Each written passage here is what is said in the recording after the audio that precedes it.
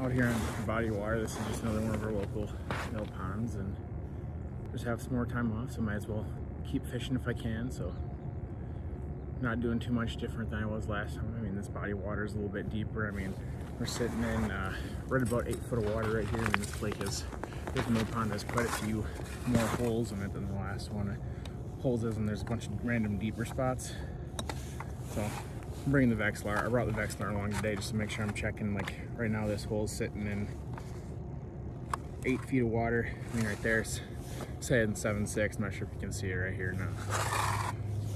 So yeah, I'm gonna just drop in a couple tip ups, get those set up, and I'm gonna be doing the same setup for the minnows and tip ups that I did last time. So if you saw the last video, I mean, you can see that. I mean, I'll try and get one done for you right here real quick.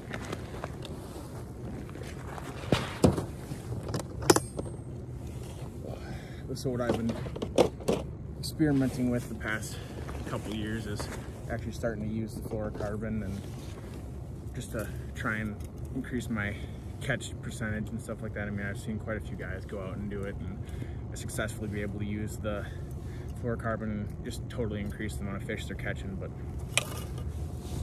so far I've had pretty mixed results. I mean, there's some days where I'll completely blow my dad out of the water, or the other people I'm fishing with, by using the fluorocarbon. But there's other times that I'll be fishing with people using lighter fluorocarbon, and they'll outfish me 2 to 1. And so I definitely think it's a pretty big trade-off, where I don't want to take the chance of actually getting my 40-inch fish to bite and having it snap off, because I said, let's try and push the end of the rope as low as you possibly can go. So right now what I got out is, get this ice off the line here.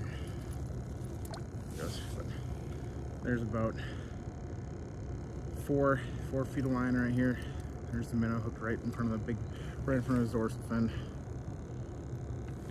Get this set up. I'm gonna set it heavy just because I'd rather not get too many minnow trips today, and I'd rather just have a chance of catching fish. So, all right, if anything happens, I'll let you know.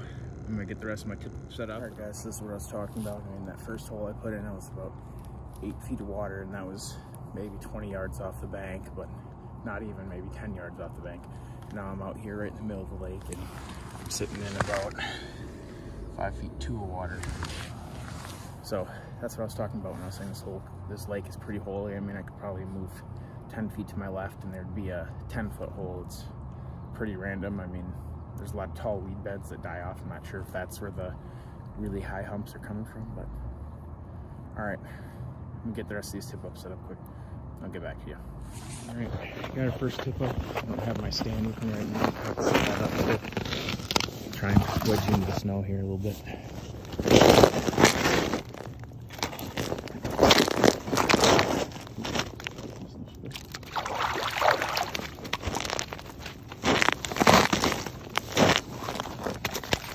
Alright guys, this is decent enough fish. Actually has a really big bluegill on his belly right here. You can actually feel it. I can feel it. It's about a 4-inch bluegill. Kind of cool. About 24 inches. Let him go here.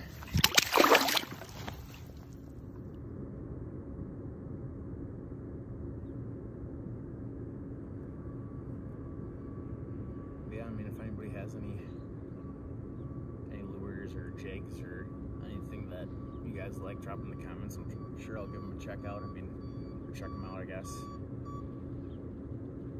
I don't really have the most experience. I mean, all my fishing experience is pretty much all self-taught, so I'm not sure I didn't gain any from parents or anything like that. They both, their version of ice fishing is set out 3 tip ups and hang out with friends. But nothing wrong with that. Another mark just showed up. See if I can get some bite.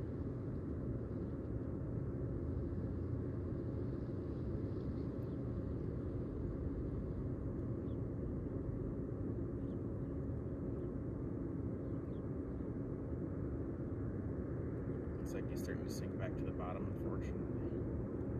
Try and lift it up away from him, see if he wants to chase it at all.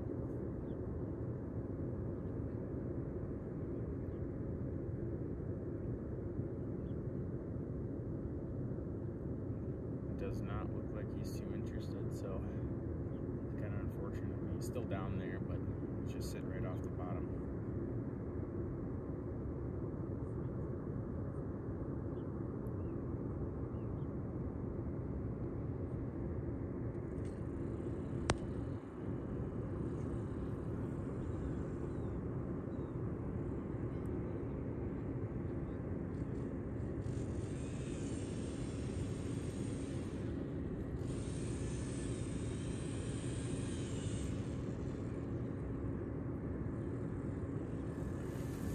While I'm waiting here, I mean, set this thing up.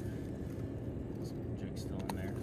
I've had her a few times where I come back and my jig pole tip is in the water and have a fish sitting there bouncing on the tip of it. But I did catch one panfish already, so I'm gonna run and grab that and give you a quick look how the decent size. That was a pretty decent size one, so let's grab that quick.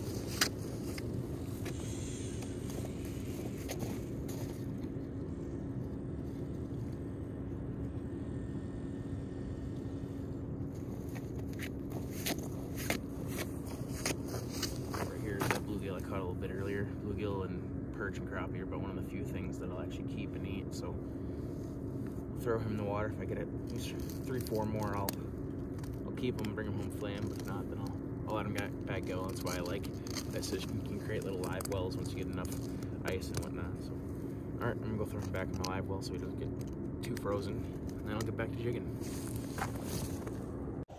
All right, I'm gonna give you guys an update. It's been about an hour and a half and haven't had any tip ups since that first one that I showed you guys. I mean, kind of slow, kind of disappointed in myself. One of the minnows fell off from my other tip ups that I just checked a little bit ago, so who knows how long that had happened. But while that was going on, I was doing a little jigging. I mean, nothing too consistent, but I mean, it's probably been almost 2 hours. I lied, but in the last 2 hours, I caught 8 decent bluegills. I mean, I just got done catching this one. I mean, decent sized fish. And here's the rest of my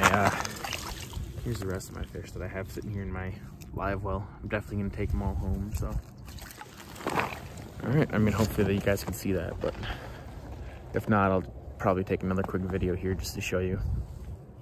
So here they are. I mean, there's quite a few decent ones. I mean, I'd say the biggest one's probably right around 8.5, almost 8 3/4, maybe pushing 9 almost.